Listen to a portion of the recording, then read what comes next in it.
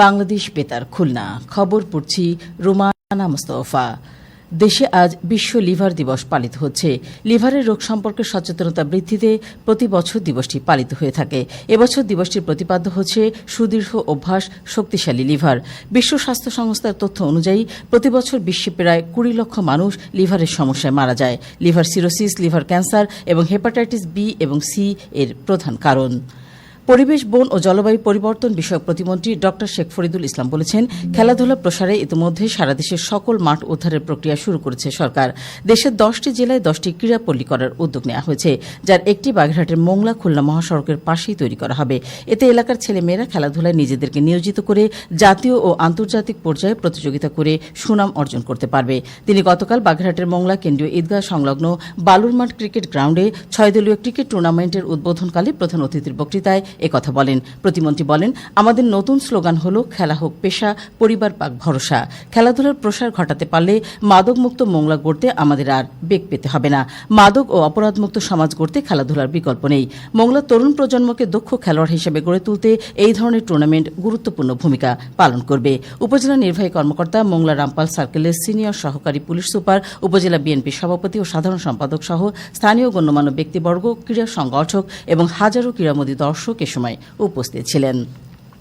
আইন, বিচার ও সংসদ বিষয়ক মন্ত্রণালয়ের অধীন লেজিসলেটিভ ও সংসদ বিষয়ক বিভাগ আইন প্রণয়নের সক্ষমতা বৃদ্ধি এবং আইন বিষয়ক সচেতনতা সৃষ্টি প্রকল্পের আওতায় সাংবিধানিক ও আইনগত অধিকার বিষয়ক কর্মশালা শীর্ষক দিনব্যাপী এক কর্মশালা গতকাল সাতক্ষীরা জেলা প্রশাসকের কার্যালয়ে অনুষ্ঠিত হয়। কর্মশালায় সংবিধান প্রদত্ত মৌলিক অধিকার, নাগরিক অধিকার, আইনের শাসন এবং রাষ্ট্রের প্রতি নাগরিকের দায়িত্ব সম্পর্কে বিস্তারিত আলোচনা করা হয়। এছাড়া আইন প্রণয়ন প্রক্রিয়া, সংসদের ভূমিকা এবং সাধারণ মানুষের অংশগ্রহণের উপর গুরুত্ব আরোপ করা হয়। আইন প্রণয়নের সক্ষমতা বৃদ্ধি এবং আইন বিষয়ে জনসচেতনতা সৃষ্টি প্রকল্প এর প্রকল্প পরিচালক জিএম আতিকুর রহমান জামালি এতে প্রধান অতিথি ছিলেন। জেলা প্রশাসক আফরোজা আক্তারের সভাপতিত্বে লেজিসলেটিভ ও সংসদ বিষয়ক বিভাগের যুগ্ম সচিব মোহাম্মদ জাকির হোসেন, যুগ্ম সচিব মোহাম্মদ মাহবুবুর রহমান, উপসচিব ড খালেদা পারভীন, উপসচিব মোহাম্মদ আব্দুল হালিম, অতিরিক্ত পুলিশ সুপার মিথুন সরকার এতে বিশেষ অতিথি ছিলেন। উপপ্রকল্প পরিচালক মোহাম্মদ রাজীব হাসান কর্মশালায় স্বাগত বক্তব্য রাখেন। সরকারি দপ্তরের কর্মকর্তা, জনপ্রতিনিধি, শিক্ষক, শিক্ষার্থী ও সুশীল সমাজের প্রতিনিধি সহ বিভিন্ন শ্রেণী পেশার মানুষ কর্মশালায় অংশগ্রহণ করেন। সাধারণ মানুষের মধ্যে সাংবিধানিক ও আইনগত অধিকার সম্পর্কে সচেতনতা বৃদ্ধি এবং আইন প্রণয়ন প্রক্রিয়া সম্পর্কে ধারণা প্রসারের লক্ষ্যে কর্মশালার আয়োজন করা হয়। আগামী 27 এপ্রিল যশোর কেন্দ্রীয় ঈদগাহ ময়দানে প্রধানমন্ত্রী ও বিএনপি চেয়ারম্যান তারেক রহমানের জনসভা সফল করার লক্ষ্যে এক প্রস্তুতিমূলক সভা গতকাল সদর উপজেলার নরেন্দ্রপুর সরকারি প্রাথমিক বিদ্যালয় প্রাঙ্গণে অনুষ্ঠিত হয়। বিএনপির ভাইস চেয়ারম্যান অধ্যাপক নার্গিস বেগম এতে প্রধান অতিথি ছিলেন। নরেন্দ্রপুর ইউনিয়ন বিএনপির সভাপতির সভাপতিত্বে উপজেলা বিএনপির নেতৃবৃন্দ ও সহযোগী সংগঠনের নেতৃবৃন্দ এ সময় উপস্থিত ছিলেন।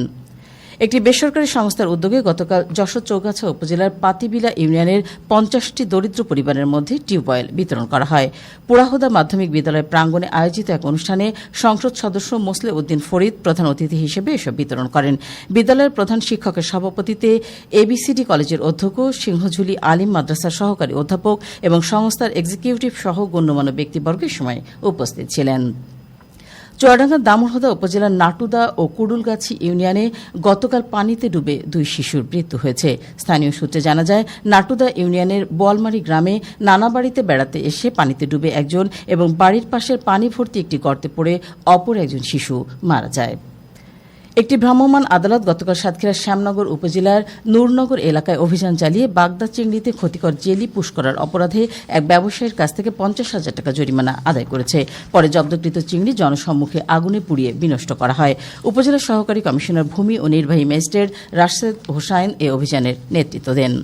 খেলার খবর, ক্রিকেট। খুলনা বিভাগীয় স্টেডিয়ামে ইয়াং টাইগার্স অনূর্ধ্ব 16 জাতীয় ক্রিকেট টুর্নামেন্টের 3 দিনের ম্যাচের উদ্বোধনী খেলায় রংপুর বিভাগ 57 রানে বিকেএসপি একাদশকে পরাজিত করেছে। 3 দিনের ম্যাচের প্রথম ইনিংসে ব্যাট করতে নেমে বিকেএসপি একাদশ 40 ওভার 2 বলে সব উইকেট হারিয়ে 99 রান সংগ্রহ করে।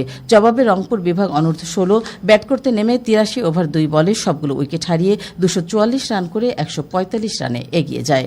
দ্বিতীয় ইনিংসে বিকেএসপি ব্যাট করতে নেমে 40 ওভার 3 বলে সবগুলো উইকেট হারিয়ে 88 রানে রানে গুটিয়ে যায়। এদিকে খুলনা জেলা স্টেডিয়ামে প্রাইম ব্যাংক জাতীয় স্কুল ক্রিকেট টুর্নামেন্টের গতকালের খেলায় সেন্ট জোসেফ হাই স্কুল 8 উইকেটে খুলনা কলেজিয়েট স্কুলকে পরাজিত করেছে। এছাড়া যশোরের বেনাপোল বলফিল্ড মাঠে কদস্মৃতি ক্রিকেট টুর্নামেন্টের গতকালের ফাইনাল খেলায় বেনাপোল ইউনিয়ন একাদশ 4 রানে পটুখালী ইউনিয়ন একাদশকে পরাজিত করে চ্যাম্পিয়ন হয়েছে। ফুটবল মেহেরপুরের গাংনী উপজেলার Bamundi Nishipur school and college মাঠে বামুন্দি ফুটবল টুর্নামেন্টের গতকালের খেলায় বামুন্দি ফুটবল একাডেমি 4-0 গোলে দেবীপুর ফুটবল একাদশকে পরাজিত করেছে। সবশেষে আবহাওয়া। আজ বেলা 1টা পর্যন্ত পূর্বাভাস বলা হয়েছে সিলেট অঞ্চলে পশ্চিম উত্তর পশ্চিম দিক থেকে অস্থায়ীভাবে ঘণ্টায় 45 থেকে 60 কিলোমিটার বেগে দমকা অথবা ঝোড়ো হাওয়া বয়ে যেতে পারে। সেই সঙ্গে বৃষ্টি অথবা বজ্রসহ বৃষ্টিপাতের সম্ভাবনা রয়েছে। এসব এলাকার নদীবন্দর সমূহকে 1 নম্বর সতর্কতার সংকেত দেখাতে বলা হয়েছে। খবর শেষ হল। আমাদের পরবর্তী খবর প্রচারিত হবে দুপুর 12টা 10 মিনিটে বাংলায়।